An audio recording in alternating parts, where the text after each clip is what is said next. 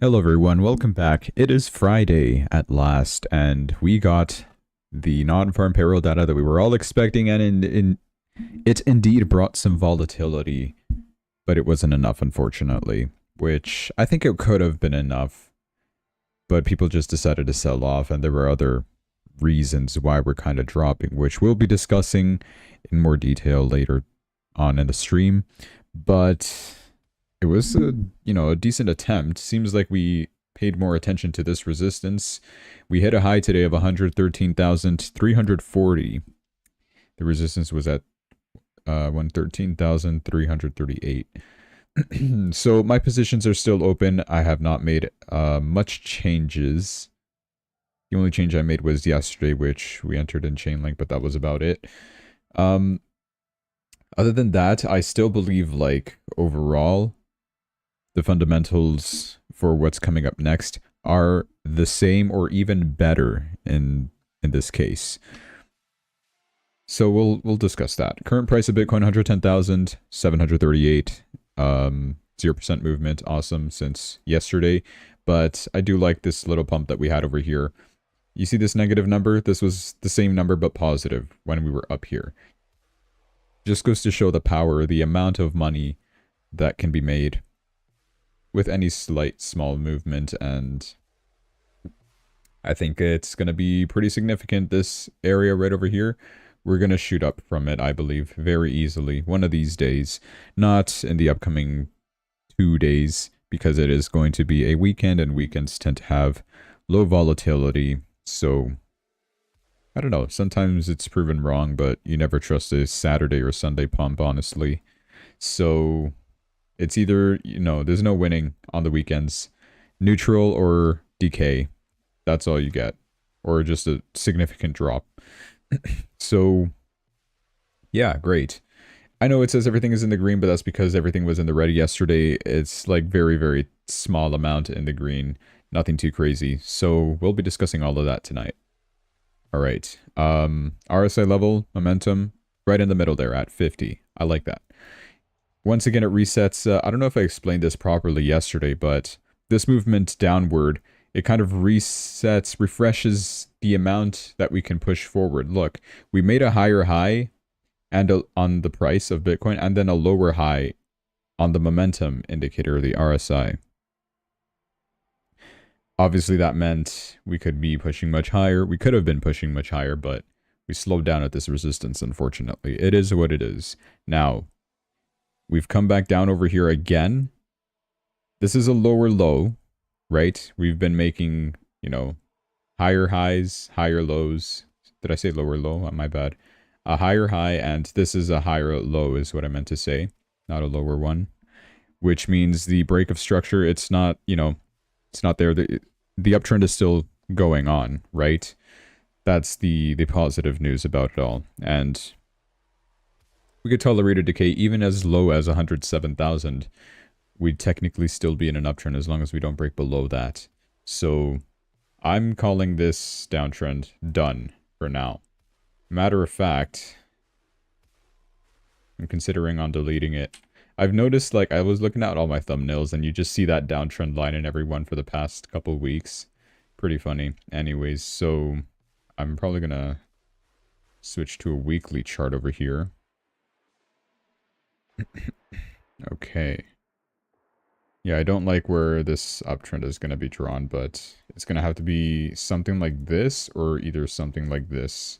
It's probably a little too early to tell. This one might be a little steeper, the one that we probably be paying more attention to for short-term movements. And then it could be for the rest of this bull run that we pay attention to this one.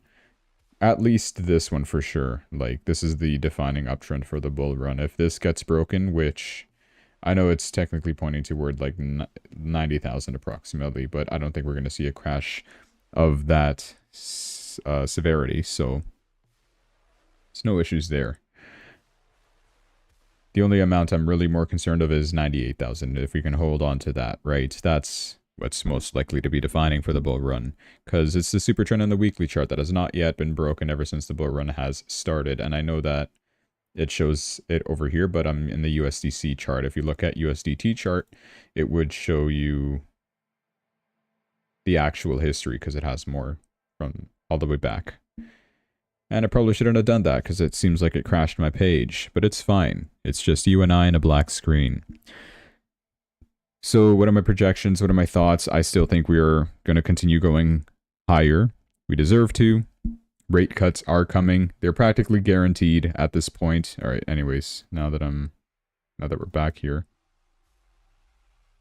Yeah, ever since 2023 January, we've had this uptrend in the weekly chart and has not yet been broken. Even on the worst days like August 5, even on the worst days like April 7, has not been broken.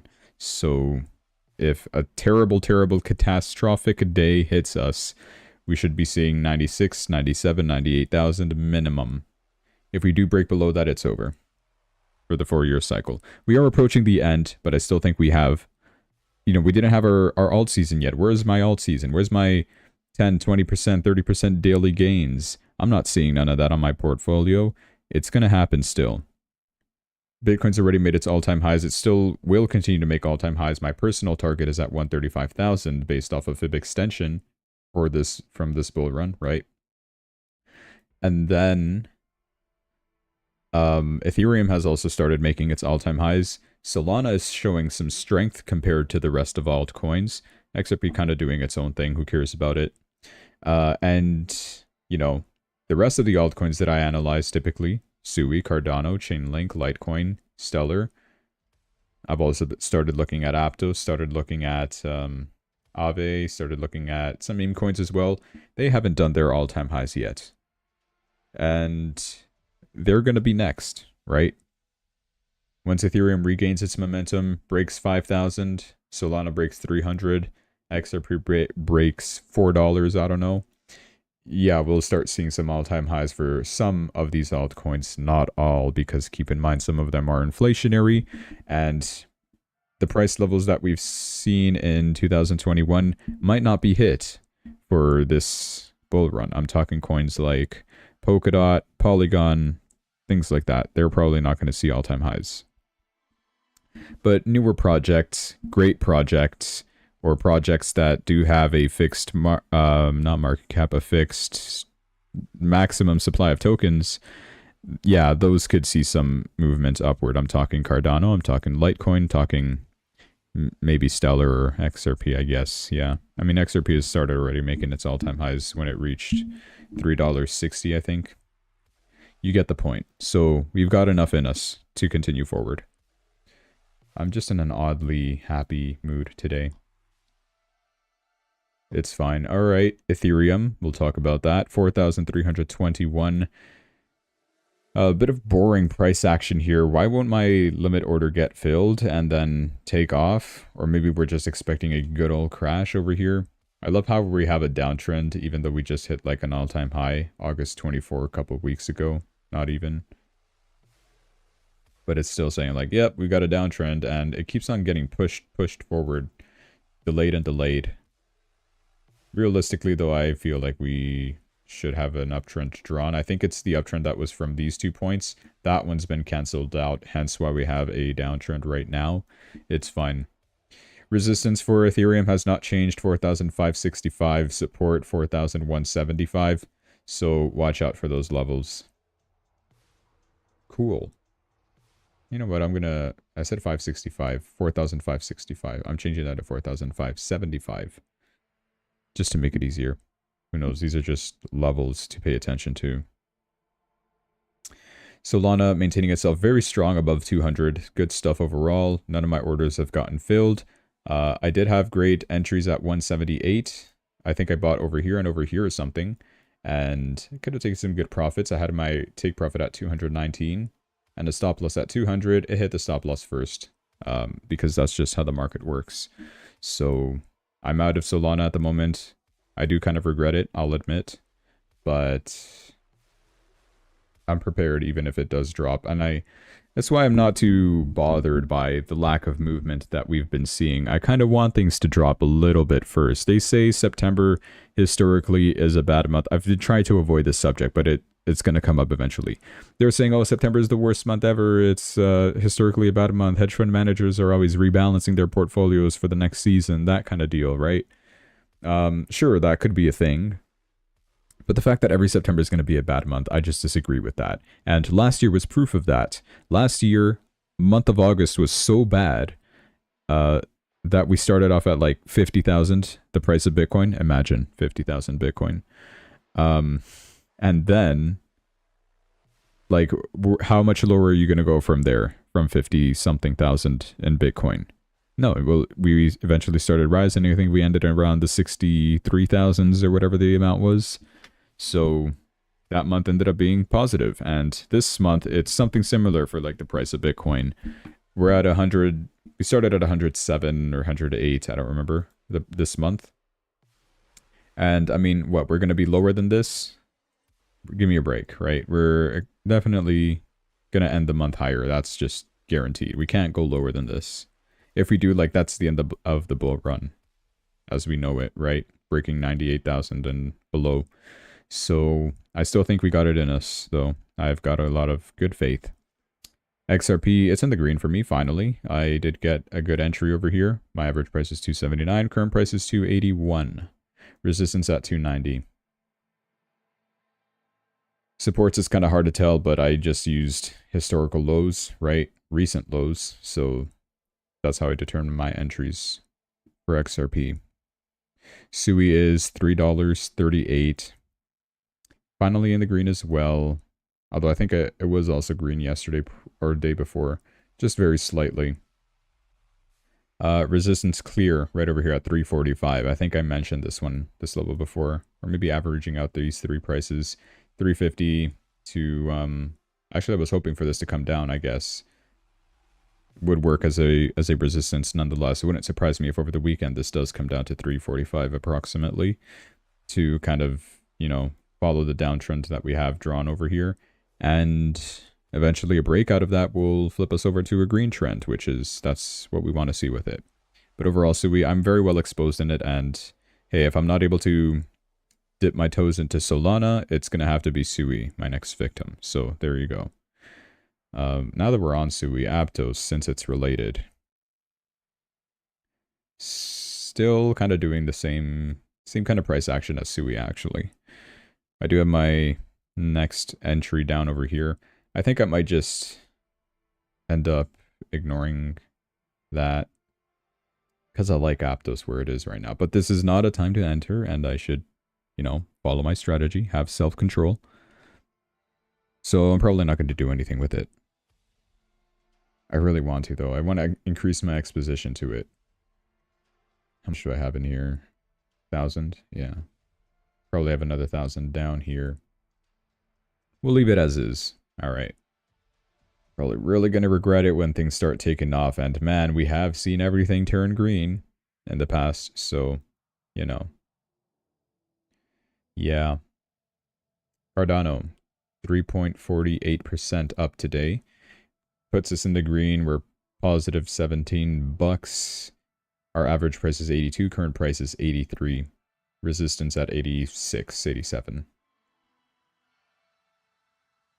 So my trigger order is down here in case we do drop. I've seen the argument of people saying for Cardano, like, what's the point of investing in Cardano anymore? Like, there's better projects.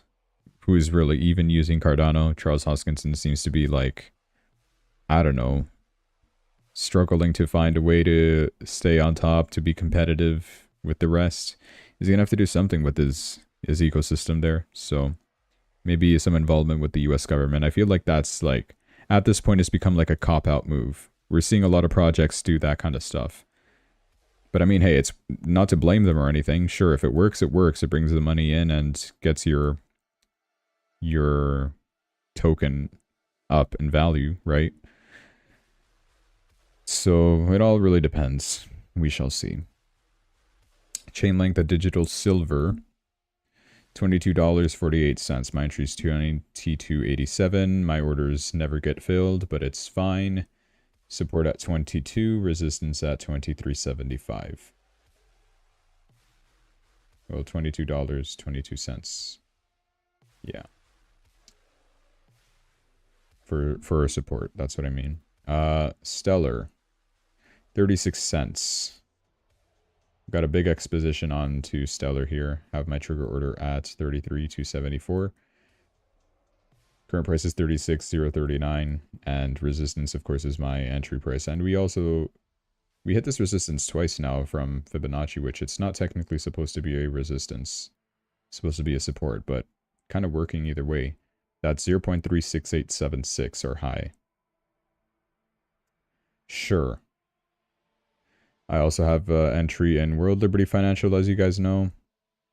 Hasn't quite moved. We do have a bit more news, and I know I've been talking to death about this project, World Liberty Financial. It's practically been every day ever since before it got announced, or released, sorry.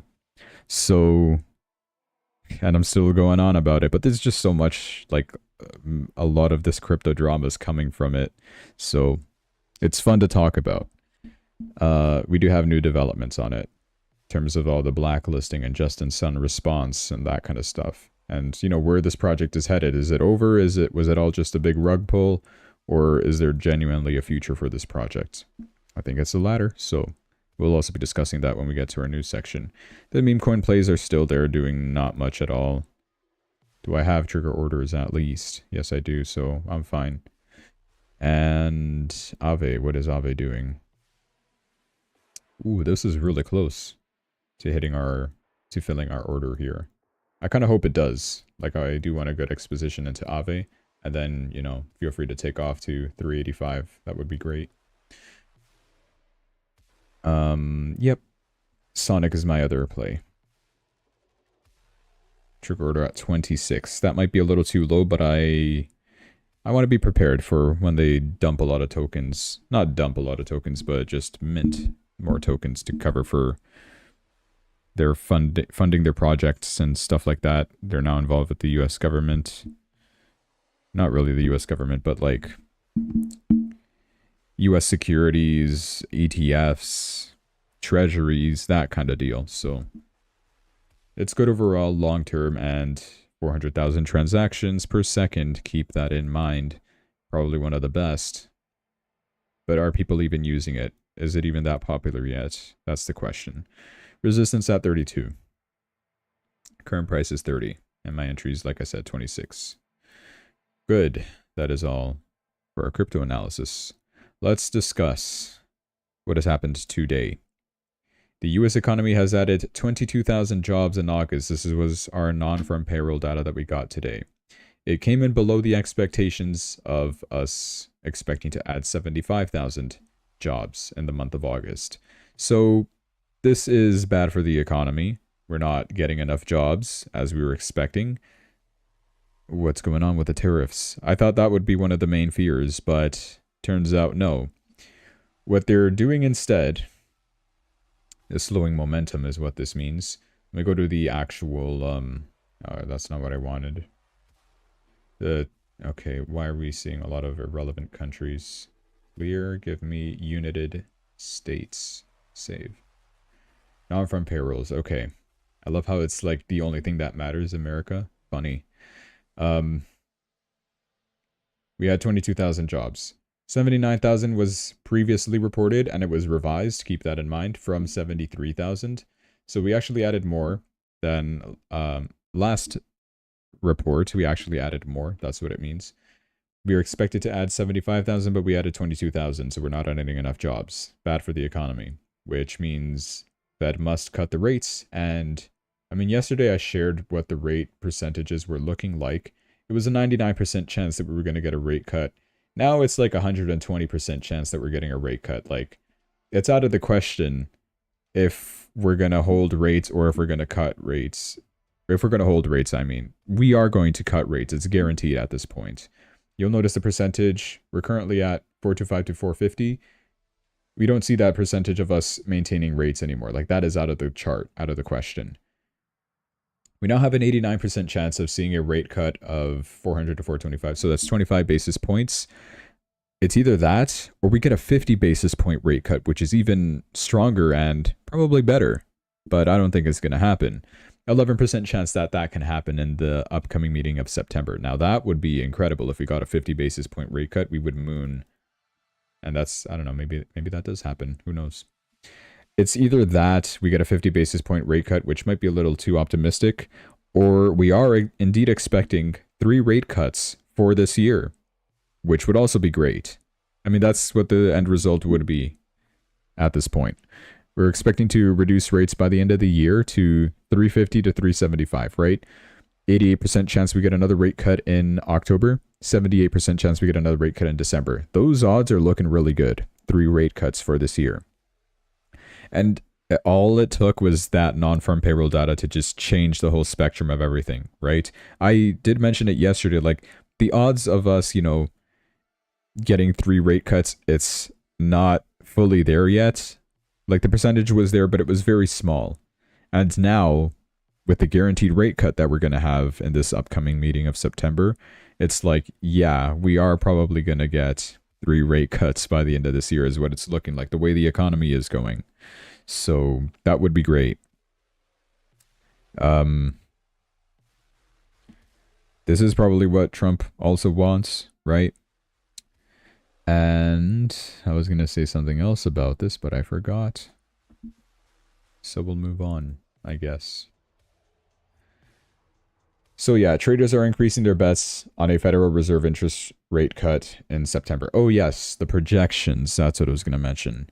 I'm wondering now if people are now, okay, sure, it's great. We are going to get 3 rate cuts, and that is part of the reason why we pumped from 109,000. Oh, it wasn't really not there. It was 100.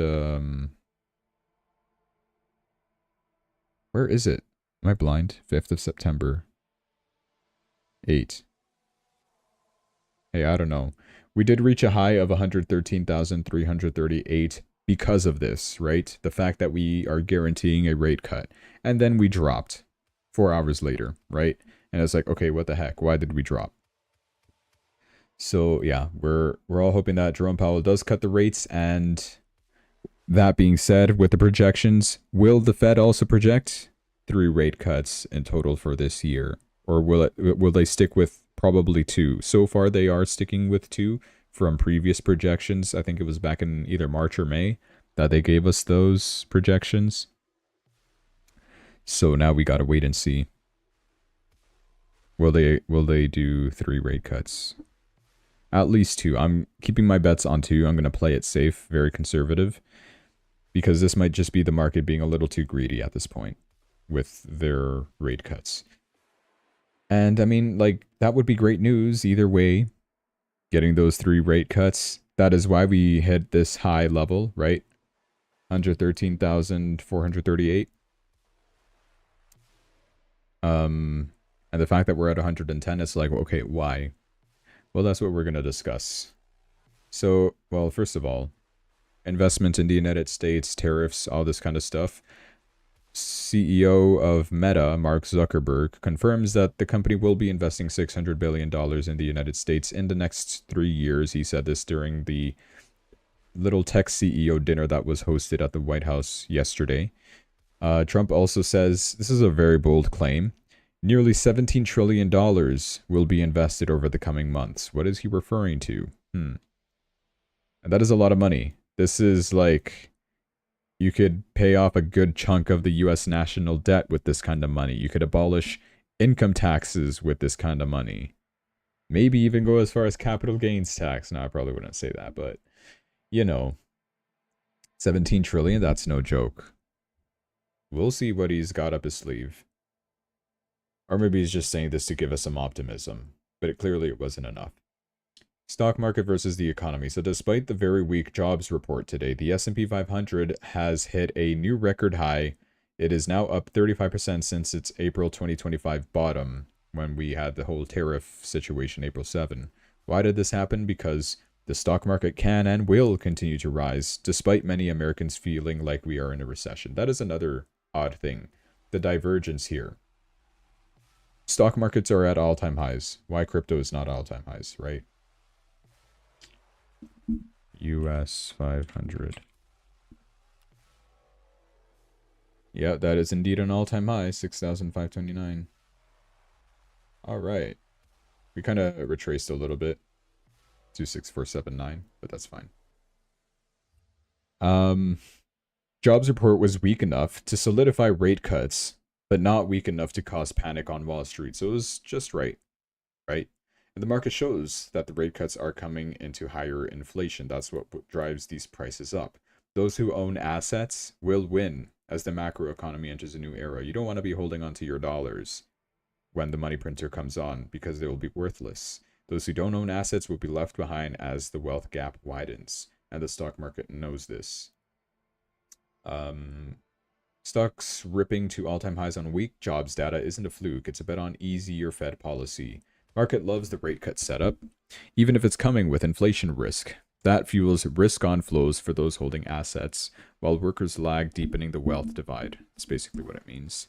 And, I mean, we did kind of get a bit of that optimism on Bitcoin, but it wasn't enough. There was too much leverage and things like that. We'll discuss more about that when we get to our crypto section. But, you know, it's not just stock markets, but it's also gold hitting an all-time high as well today. I do have gold saved over here, and I want to check it out. Please load faster, internet. Man, it's taking its sweet time, isn't it? Bottom line, yeah, gold is at an all-time high. Moving on. This happened today. President Trump has rebranded the Department of Defense to the Department of War, back to its original name. He just signed the executive order today, restoring the name of the Department of War. America First, Peace Through Strength. A lot of people are criticizing this, saying, hey, why didn't you call it the Department of Peace instead of the Department of War? Department of Defense was all right, but, like, you know, Department of War sounds like aggressive, sounds tough, sounds scary, right? And we thought this was the president of no new wars. What's going on with all that? So there's that kind of criticism toward it. And also, you know, people saying, hey, isn't he nominated for the Nobel Peace Prize? Why is this guy now pro-war? Why is he... Sure, it may seem like he's doing efforts to end the war in Russia-Ukraine, but... I mean, that's really still going on. Israel-Iran, I mean, that could spark at any moment again, right? It's never a guarantee with those guys. But I mean, to his credit, he does say that he ended 6 wars in 6 months, so I don't know. And it's not just because of the name change that people are criticizing it, but what they are also doing. Also, this is a little cool, is what some people admit. I will admit it's pretty cool. Pete Hegseth is now the Secretary of War. That is so cool. Secretary of Defense, Secretary of War. You know, sounds better. There's been a lot going on in the Caribbean, Venezuela specifically. This is,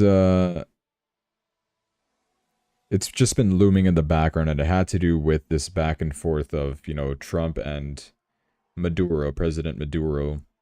First of all, United States not recognizing him as the president of the country because of a possible alleged rigged election. It clearly seemed like the opposing party was going to win, but Maduro, being a quote-unquote dictator, manipulated all that and got himself to win the presidency again, right? So they're demanding a vote recount, things like that. They want him out. They don't recognize him as the president. That kind of deal. And Maduro, I think he put the other guy in jail, his candidate opponent, whatever you want to call it. So there's that. They're now classifying him as a criminal, as well as complicit in what's been going on in the United States in terms of the cartels, the Tren de Aragua, those Venezuelan gangs that were in Colorado and stuff like that. We saw a lot of that last year as a big part of the whole election campaigns, right?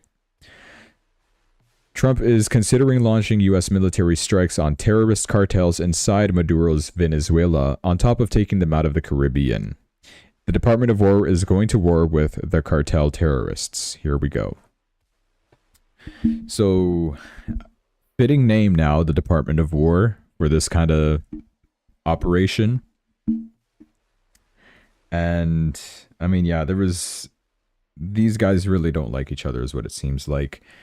Trump saying, hey, if we get this guy, he's got a warrant for his arrest, a reward we'll pay you if we capture this guy Maduro. And Maduro's like, oh yeah, well I'll pay a big lump sum of a reward if somebody releases the Epstein files. Maybe that's why Thomas Massie is in such a hurry to get those released. Yeah, we'll talk about Epstein later on too here, but that's kind of what's been going on.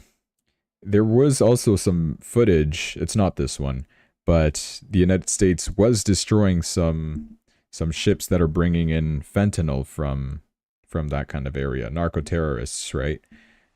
Yeah, they just bombed a bunch of cartel members who were transporting fentanyl in the ocean. There was like footage of that on from a plane bombing a ship. There are now 7 U.S. warships, including an assault ship, a cruiser, and a nuclear submarine that have arrived in South America. What is driving this sudden move near Venezuela? Some people are saying, oh, maybe it's because of the oil reserve, because Venezuela does have a lot of that. I've not paid attention to oil prices. Have we moved at all? No, we're crashing. Hey, this is actually a really good time to buy. Really good time to buy oil, by the way, just on a side note. I think I'm... remind me after the stream to do it. I will be buying oil. Matter of fact, I'm gonna write it down so that I don't forget. Where's my pen? Buy oil. Oil crude. Buy. Okay. I hope I remember. So this has been going on here. President Trump orders U.S. military to shoot down Venezuelan jets that dangerously approach American ships. This comes after there were reports of these Venezuelan planes flying by the U.S. ships that were sent there. And they were like, hey, what do we do with this? Trump is like, yeah, shoot them down if they're too dangerously close. And Maduro explains to Trump that, hey, Venezuela is not a drug trafficking country like Ecuador. Wow, he mentioned Ecuador, my country. And cautions U.S. on another war. He said it's not true that there were weapons of mass destruction in Iraq. And it's also not true what they're saying about Venezuela. Oh, well, media cannot be... What is going on? Are they hijacking me? They don't want us to see this exclusive footage. It's funny. Yeah, so that's the kind of thing that's been going on over here. In terms of Russia, Ukraine, China, or India, etc., Trump posted this image and this post on Truth Social saying that it looks like we lost India and Russia to deepest, darkest China. May they have a long and prosperous future together. And it also has to do kind of with that same remark that he gave when there was that military parade in China with Kim Jong-un from North Korea and Vladimir Putin from Russia. They all attended that to, you know, have this big show off of their military gadgets and planes and drones and nukes and all that. Now, of course, India seems to be closely associated with those guys. Mainly has to do with BRICS is what I would see it as, right? Brazil is not in the picture yet, but Russia, India, China, they're part of BRICS, and South Africa they're just doing their own thing at this point. So yeah, Trump is obviously not happy with India. India is ignoring the tariffs that have been placed on them because of them buying Russian oil. I talk about this all the time. But now he's taken maybe a bit of a step further to now damage India's economy a little further. I don't know why he really wants India involved in getting this getting involved in the resolution of this conflict, right? The Russia-Ukraine war. Trump is considering a proposal to block US IT companies from outsourcing their work to Indian companies. This change could devastate the Indian IT sector and cost India millions of jobs. That's an interesting way of impacting the market, of course. When you think of an Indian... Okay. When you think of I don't know, the scam call centers, it's always Indian people. Like, come on, let's just keep it real here on the show.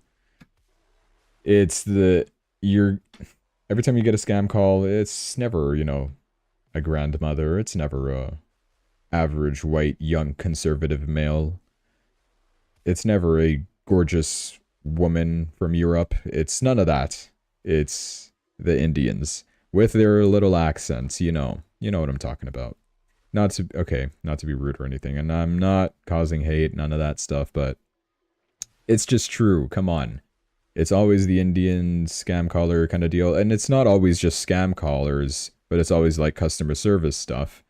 I mean, sometimes it works, but most times it's just such a hassle to like have to deal with it. It's main thing is just the accent, and sometimes you know their ignorance or I've worked at a call center before, so I know how it is.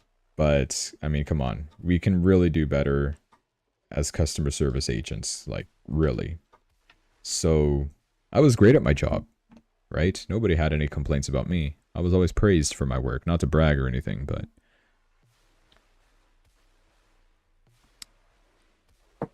why do people complain about Indian call centers, right? Getting those IT companies outsourcing their work to Indian companies. And it's not just call centers. Okay, I am singling that out. I know I went very specific with it, but it's US IT companies, so that can involve anything that has to do with software engineering, things like that. Because sure, Indian people, they are smart, South Asian people, but yeah, I don't know. Sometimes they I don't know. I'm not going to comment too much on it. I might just get my channel banned or something. But here is the details, and it has mainly to do with the Indian economy that Trump is attacking here. We will crush India tech work. Trump is reportedly considering banning American tech companies from outsourcing the work to India, and Silicon Valley is sweating bullets. But also be good for the United States, too, by the way. Here's why this is huge. For decades, US companies have sent IT work overseas because it's cheaper. That's also part of the reason why. If you want to hire somebody like me to do an IT job or to do I don't know, a customer service phone call center job, I'm going to require a big pay. Otherwise, I'm not going to do the work. Obviously, these big companies, they want to get the most work out of people for the least amount of pay. That's just how businesses work. That's how companies work, and it's a reality of life that you have to accept. They look for cheap labor. They go to immigrants. They go to Indian companies because they do it for cheap, right? But also the quality of service is not that great. That's what I was mainly referring to. In fact, by 2023, they spent a jaw-dropping $132 billion on outsourcing, with nearly 4 out of 10 tech jobs shipped abroad. Most of that work went to India, which has built a $62 billion industry off American companies alone. But Trump's message is simple. If US firms stop sending jobs to India, American workers will win. Supporters say it could bring back around 300,000 jobs a year that have been leaving the country. That would be good for America. I was about to say us, but I'm not American, and I wish I was. Supporters say it could bring back, I said that. Critics warn it could spark trade tensions with India. That is the downside to where this all, I mean, that is indeed what the whole purpose of this is. It has dominated outsourcing for decades thanks to lower costs, but this wouldn't be Trump's first move. Back in his first term, he introduced rules to curb outsourcing too. I didn't know this, and now he's hinting at doubling down. If the ban actually happens, it could be one of the biggest shakeups in tech and trade in years, hitting India's economy hard and forcing US companies to either hire at home or pay the price. That is what I call a big win. And I gotta buy oil, man. This is like we've bottomed out here. All right. In terms of Russia-Ukraine themselves, President Putin had offered Zelensky to come to Moscow for peace talks, and he said, hey, you know what? If everything is set up properly, I'm willing to have a meeting with this guy Zelensky. But Zelensky, of course, he's like, yeah, no, we're not going to do that. They're asking each other too much. They're asking too much from each other, unrealistic things, and it seems like nothing will ever happen to get this war resolved. But President Putin is still pushing towards Zelensky coming to Moscow for peace talks, and he's promising to guarantee security if he does come, right? Because A lot of people are seeing this as, okay, you got two countries at war. The president of country one wants the president of country two to come into his country to discuss a way to end the war.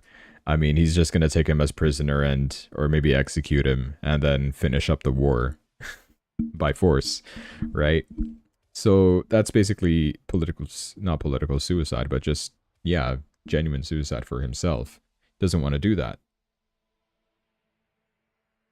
So, yeah, that's the little dilemma that's going on. Whether or not Zelensky will take one for the team and accept risking his life, it would be the right step towards ending the war. Or maybe just Putin stops being so stubborn and they go meet in, like, Saudi Arabia or something to get this all set up. Anyways, that's what we got for Russia-Ukraine. Epstein, I mentioned we were going to talk about. This is what Trump posted on Truth Social. He's saying that the confused and badly failing Democrat Party did nothing about Jeffrey Epstein while he was alive, except befriend him, socialize with him, travel to his island, and take his money. They knew everything there was to know about Epstein, but now, years after his death, they out of nowhere are seeming to show such love and heartfelt concerns for his victims. Does anybody really believe that? So he's pointing out, like, why are they caring about this now and not back in the day when his case was very public, right? Where were they during his very public trials and for all of those years before his death? The answer is nowhere to be found. The now dying, after the DOJ gave thousands of pages of documents in full compliance with a very comprehensive and exacting subpoena from Congress, Epstein case was only brought back to life by the radical left Democrats because they are doing so poorly with the lowest poll numbers in history, while Republicans are doing so well among the highest approval numbers in the party that the party has ever had. The Democrats don't care about the victims, as proven the fact that they never did before. This is merely another Democrat hoax, just like Russia, and all of the others, in order to deflect and distract on the great success of a Republican president and the record-setting failure of the previous administration and the Democrat Party. The Department of Justice had done its job. They've given everything requested of them. It's time to end the Democrat Epstein hoax and give the Republicans credit for the great, even legendary job that they are doing. Make America great again. So once again, he's pushing that thing like, okay, this whole Epstein thing, guys, it's a Democrat hoax. I had nothing to do with Epstein and I'm against the guy. We already released everything. He killed himself. Stop asking questions. And here's the footage of his jail cell, and here are the files. I don't know what Thomas Massie is pushing for then to release the files again. I guess not redacted or whatever. And he also was pushing Mike Johnson to do something about this, but Speaker Mike Johnson seems to be on the side of Trump over here. He said he actually came up with this quote today that President Trump was an FBI informant in an effort to take Epstein down. He said that in this quote over here, in which people are like, okay, what? Trump was an FBI informant trying to take down Epstein? I'm pretty sure nobody buys that. So it all, once again, it's all smelling like they're just sweeping this under the rug, pushing it away, kind of trying to delay it or give it little importance. People want the release of the Epstein files, the real ones, you know, not the same old stuff that we've gotten before. So that's the big complaint that people are having for it. Okay, moving on. Trump Media and Technology has finally closed their purchase agreement with Crypto.com. So there was the huge announcement that made Crypto.com pump like crazy, and also DJT stock, both benefiting from this because they would be buying tokens and stocks from each other and 50% cash. The deal gives Trump Media 684 million Kronos tokens, roughly $105 million, structured as 50% stock and 50% cash. The tokens will be secured with Crypto.com custody and staked for revenue. So, guaranteed buy, guaranteed lockup, guaranteed US involvement in Crypto.com's project. That is why it benefited a lot. Man, I still got a lot of news to go through. So that's officially complete. The buying is done from their end. And they do plan to do more in the future, but for now, that's all.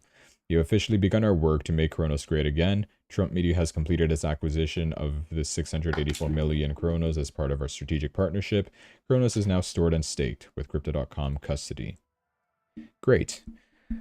This is funny. Litecoin and Benjamin Cowan here, an analyst on Twitter, getting into a bit of a feud, a little fight, a little jokester fight kind of deal. Litecoin, the official Litecoin account, who is known for memeing here and there, said, "I say the quiet parts out loud, but we all should." And then Benjamin Cowan replies with the price action of Litecoin itself, saying, "The quiet part is this. This is not just Litecoin, but it's Litecoin to Bitcoin. Obviously at practically all-time lows, meaning that Bitcoin is much stronger than Litecoin and Litecoin has no use, that kind of deal." So this is the quiet part, is what he's saying, is that Litecoin's price action sucks. Litecoin replied to this saying, "Oh yeah, the quiet part for you is your hairline, pal." He literally went for the profile picture. Um, and then they kept going at it over here, saying, Benjamin Cowan laughed at it, saying, "I lost all my hair trying to convince Litecoiners to convert to Bitcoin. A small price to pay for the greater good," is what he said. So joking as well about his hair. Litecoin replies saying, "Your head reminds me of the Great Recession." The receding hairline, get it? "Your market cap reminds me of the Great Recession. Another ownage. You could use a cap." Did he reply to this? I don't know the continuation. No, I think it ended there. Get it? Your market cap, and then "you should use a cap." These are very clever comebacks. It's pretty funny. And then he posted this back, and he said, "Hey, look, I just found a good use case from our receding hairline. What's Litecoin's use case again?"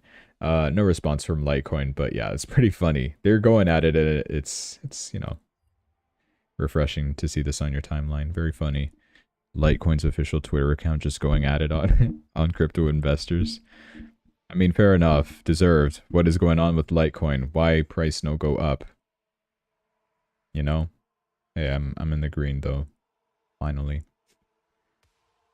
All right. Why did we drop? If we had great non-farm payroll data, if everything seemed to be going well, if it looks like we're getting 3 rate cuts this year, why are we not at all-time high levels? It's Friday. $4,550,000,000 worth of Bitcoin and Ethereum options were set to expire today. Seems like it brought volatility, but unfortunately toward the downside. What else happened? Lot of liquidations. Seems like people were buying the news too hard after non-farm payroll data. That too much leverage, and it actually caused a long squeeze, pushing us down all the way to 110,200, right? Bitcoin fell $2,500 in just a few minutes, right? Too much leverage going on there, guys.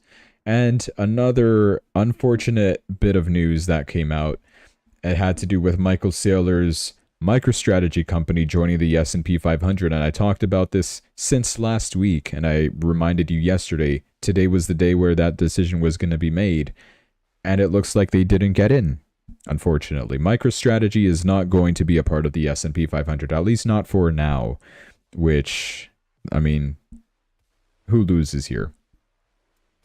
Well, I want to say S&P 500, but really Bitcoin loses. It's not a big win because we don't get the exposition that we wanted for, you know, the godfather of Bitcoin at this point. So that was unfortunate. We're also seeing suspicious movement from whales here. Whale reserves dropped by over 100,000 Bitcoins in the past 30 days, marking the largest sell-off since 2022. Reminder, this is in the past 30 days.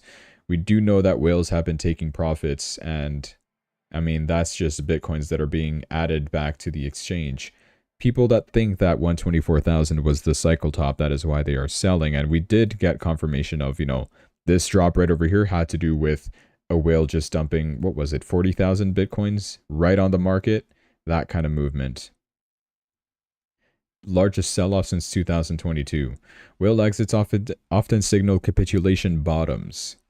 Bitcoin's 9% dip controlled versus 2022's 65% crashes. New whale addresses hits record highs though, despite the sell-off.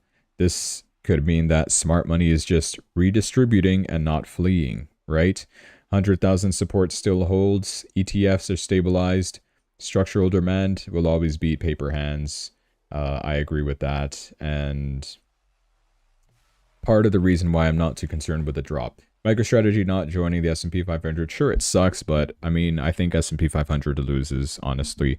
I really don't know the reason why they did not get accepted into it. I feel like they deserved to. Anyways.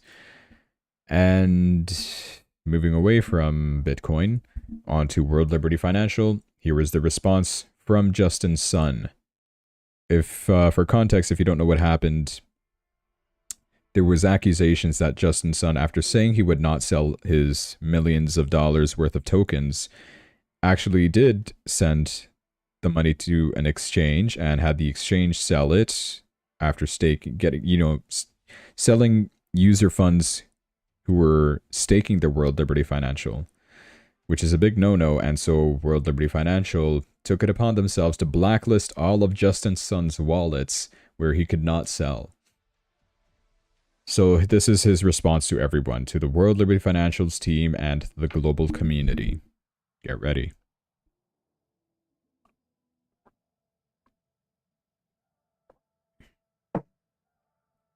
As one of the early major investors in World Liberty Financials, great, I have contributed not only capital, but also my trust and support for the future of this project.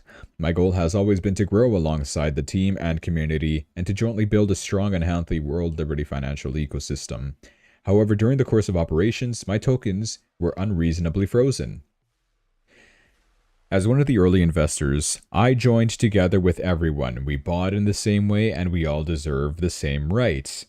I love and respect every member of this community. Tokens are sacred and inviolable. This should be the most basic value of any blockchain. It is also what makes it stronger and more fair than traditional finance. I call on the team to respect these principles. Unlock my tokens. Let's move forward together toward the success of World Liberty Financials. I believe that a truly great financial brand must be built on fairness, transparency, and trust, not unilateral actions that freeze investor assets. Such measures not only violate the legitimate rights of investors, but also risk damaging broader confidence in World Liberty Financials. So this is his response to all of that. Now, I have a couple of comments to make on all this. Sure, he is right in the sense that he is an early investor and he is nothing more than just another investor. Although, yeah, he does have some insider knowledge because he is the financial advisor in the whole crypto project, but he deserves to, sell if he wants to sell. He should have the option to do that. The fact that they blacklisted his addresses and now he cannot sell, it's like, okay, well, he just lost a lot of money investing in this project that he can't take profits from. He has to take profits from it as an investor. I agree with that part. Now, there's obviously the other controversy that people are saying, but you said you're not going to sell. Okay, well, he can say whatever he wants to say, but ultimately it's up to him if he wants to sell. I could say, I'm not going to buy Bitcoin, but then I end up buying Bitcoin. Like, that doesn't change anything. What I say doesn't mean that I'm going to do it. Now, okay, not saying that, for the stream, I don't mean what I'm saying, but I do. Anyway. So there's that part, and he's calling on the team to unlock his tokens so that we can move forward toward the success of World Liberty Financials. What if this is just a call for them to, okay, like a pretty please, unlock my tokens, and then they'll unlock his tokens, and he's like, haha, psych, I'm actually going to sell everything and screw this whole project. Screw you guys, I'm taking my profits and bye forever. He could just do that, right? People don't even know whether or not to trust this guy, Justin Sun, anymore. There was also this post that came out. People thought it was Justin Sun who caused the initial dump. And then people went through timestamps. People, also figured out that he did not have any direct role in that whole dip. Conclusion seems to be he had nothing to do with why World Liberty Financial had its crash, the initial crash that we saw over here, before things intensified and crashed down a lot further, right? So he does say that I am innocent. He has nothing to do with that. But people are accusing him, of course, of dumping users' staked tokens first and then paid back the staking vault with your own tokens. it's basically an indirect way of selling, right? The same old trick you have used many times is what people are saying. It makes sense, but you know, because of that, that is why World Liberty Financial had to blacklist his tokens because he was doing a no-no, right? On-chain data shows that they actually blacklisted 272 addresses in 7 days. That is a lot, indeed. And they came out with this reasoning over here. World Liberty Financial's response to all of this. We've heard community concerns about recent wallet blacklists. Transparency first, which is what Justin Sun wants, transparency. Here it is. World Liberty Financial openly intervenes to protect users and never to silence normal activity. This was one of the main criticisms that were met with World Liberty Financial. Like, okay, this is supposed to be a decentralized thing. Why are you acting like a centralized company that just freezes bank accounts? Isn't that the whole point of crypto, so that your bank account doesn't get frozen? Nobody can freeze your crypto account, right? At least it shouldn't be that way, but I guess you technically can, depending on how centralized the projects are, right? Over the past few days, they do confirm 272 wallets were blacklisted. It is a very small segment of total holders that was done solely to prevent harm while we investigate and help impacted users. The breakdown of the 272. A lot of them were due to phishing attacks. We stepped in preemptively to stop hackers from draining funds. Another 50 were owners reported compromise via support, so we blacklisted them at their request to help protect and recover user funds. 5 were flagged for high risk exposure, security risk under review, and 1 was suspected misappropriation of other holders' funds under thorough internal review. I wonder who that one guy is, Justin Sun, hey? We do not seek to blacklist anyone. We respond when alerted to malicious or high-risk activity that could harm community members. User safety is more important than everything. If you were affected by phishing attempt, let us know. What happens next? We'll continue working with rightful owners to verify and secure funds. We'll share clear outcomes for each category once reviews conclude. Any broader actions impacting holders will be communicated publicly. Your privacy matters. Investigations focus on on-chain behavior and security signals, not personal opinions or routine trading. We do not blacklist for normal market participation. Safety reminder, only trust links, never click on DM, Our commitment is to protect holders, preserve market integrity, zero tolerance for malicious activity. If you have credible info, let us know, please, and we'll publish a follow-up. For now, back to business as usual. We're rolling out collaboration and exciting announcements we've been waiting to share, which I am also hopeful for, and part of the reason why I am indeed invested in here. Because I still think the project has a big future. Despite this little drama that's going on, I feel like it's just very temporary. And who really cares about Justin Sun? These images, bro, what is going on? Alright. So, anyways, Justin Sun is doubling down. It doesn't seem like he's abandoning the project, but hey, with this guy, he could do a 180 anytime he wants, honestly. He is buying back $10 million of alts, which is another project that they have, and also another $10 million of World Liberty Financial. He's calling US listed crypto stocks undervalued, but people are like, okay, do we trust this guy or what? The whole undervalued thing. Maybe he'll just dump tomorrow, right? You never know with Justin Sun. Not if they freeze it again. You'll just do it through exit liquidity staking. That's a very clever way to do it. Exit liquidity staking. Wow. Inventive minds, huh? So, in conclusion, we did get 3 brutal truths from World Liberty Financial. Number 1, when a billionaire says that I won't sell, you should assume that he's already selling, because literally that's what Justin Sun has been doing. Your 20% APY, it isn't yield, it's bait. It's so that you could be used as exit liquidity. Retail is always the product and never the priority. Nonetheless, I remain bullish on the project, and a lot of people still do, because of things that are not yet announced, things that will be coming out soon, the DeFi platform, the exchange, and a lot of other stuff that they're planning to do with it. Trump-backed Thumbs Up invests $50 million into Dogecoin mining rings. They're eyeing $100 million in revenue if Dogecoin hits $1.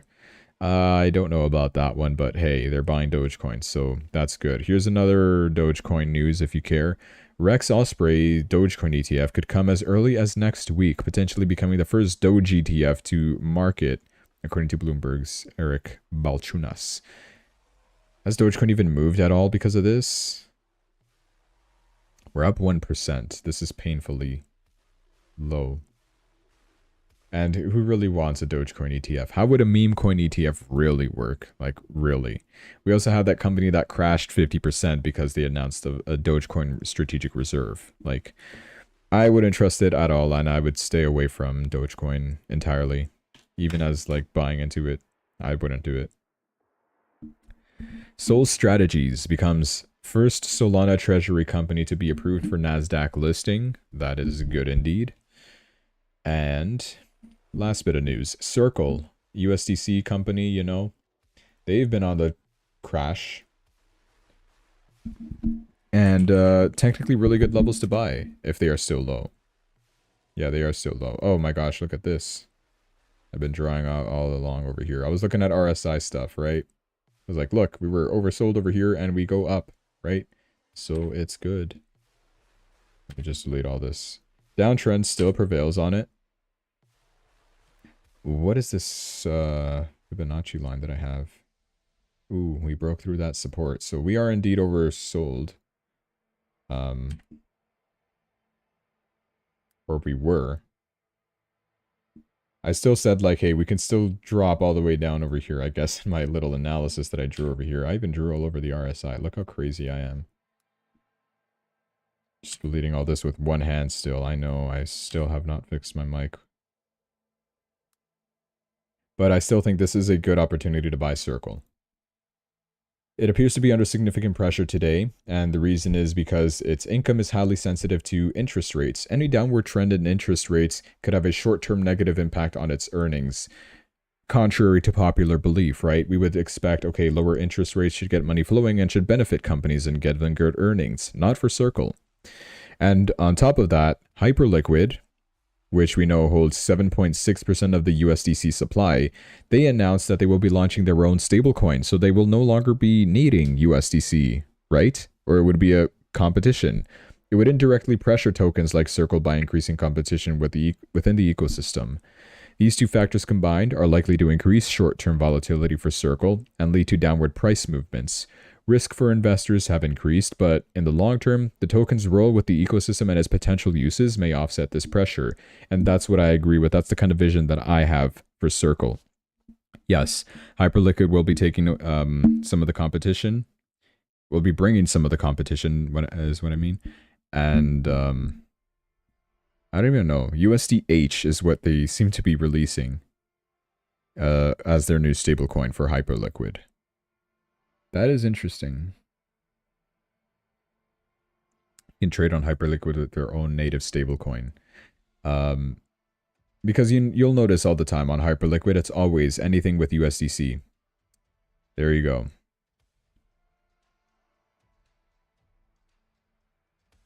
And that is why Circle is crashing. But overall, like, it's going to be used everywhere. Stablecoins, overall, good. So, I think it's a good time.